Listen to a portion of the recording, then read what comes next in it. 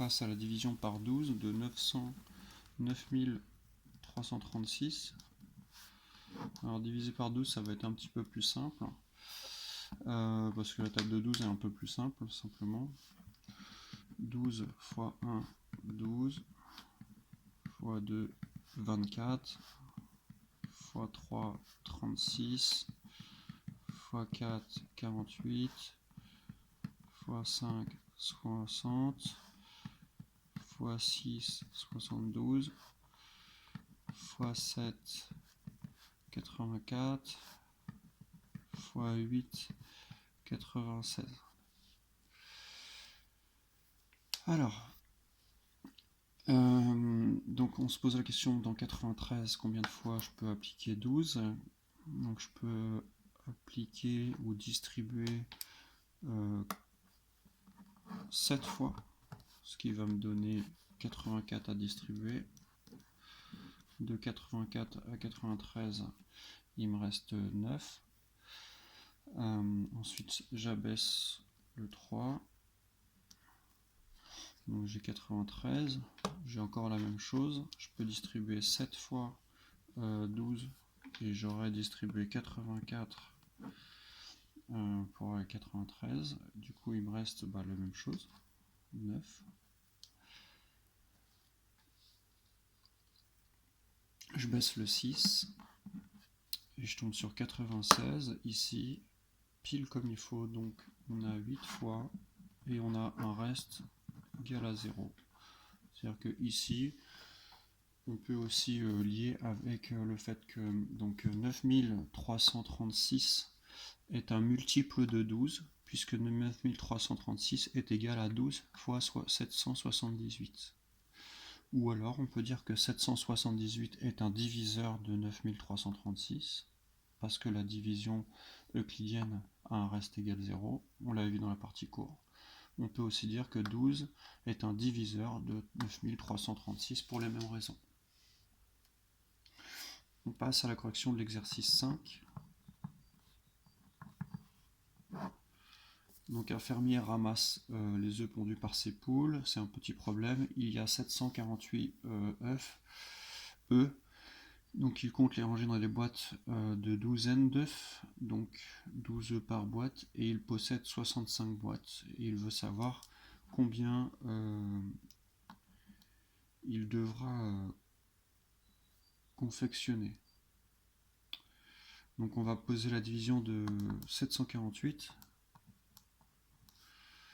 par 12 parce qu'il a des boîtes de 12 œufs. Donc ça tombe bien, on a la table de 12 juste au-dessus, ça va nous aider. Donc on voit ici, on peut mettre 6 fois 12, ça donne 72. On a distribué, il me reste 2 dizaines, 28, 28 on le lit ici, ça fait 2, 24, et il reste 4. Ok. Donc, la question, je la trouve pas très bien formulée. Alors, il possède 65 boîtes. La question, c'est combien de boîtes complètes il aura besoin plutôt. Donc, je mets dans la phrase réponse, il aura besoin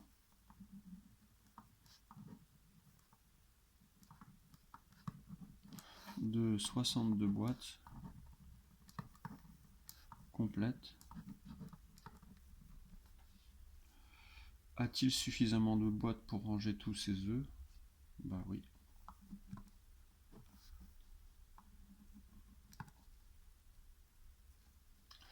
Après, on va passer à l'exercice 6. Je vais prendre une feuille.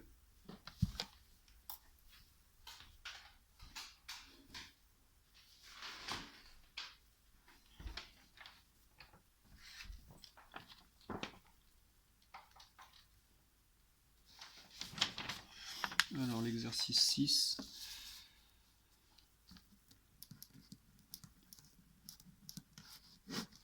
Encore un petit problème.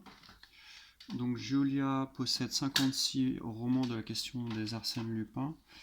Elle souhaite les ranger sur son étagère comprenant 4 plateaux de 65 cm. Donc en gros, vous avez votre étagère ici. Il y a 4 plateaux. Plateau 1, 65. Plateau 2, 65. 65. et 65. Voilà, elle met rien en haut. Bref. Combien tous ces romans ont 3 cm de largeur. Donc hop. On n'a que des séries de 3 cm.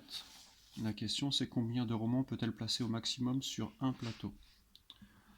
Donc sur une ligne, une étagère. Donc elle a 65 cm à partager en 3.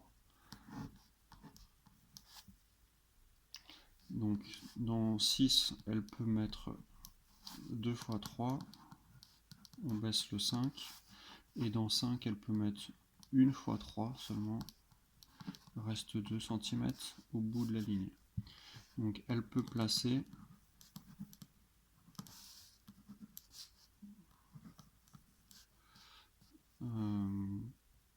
21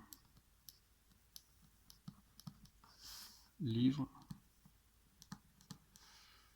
par plateau. 2. En remplissant au maximum les plateaux utilisés de son étagère, combien de plateaux utilisera-t-elle? Donc elle est remplie au maximum et elle a 56 romans. Donc elle utilisera, à vue d'œil ça se voit, mais il va falloir quand même l'expliquer un minimum. Donc elle a 56 romans. Donc avec 21 par roman par plateau, on remarque 21 romans par plateau fois 2 plateaux, directement ça fait 42 romans remplissent 2 plateaux complets. Et puis il restera, donc pour arriver à 56, il restera 56 2.56 moins 42. Et ça on peut le faire en calcul mental, mais je rappelle que même si vous le faites en calcul mental, vous êtes obligé d'écrire le calcul. Donc il restera 14 livres sur un troisième plateau.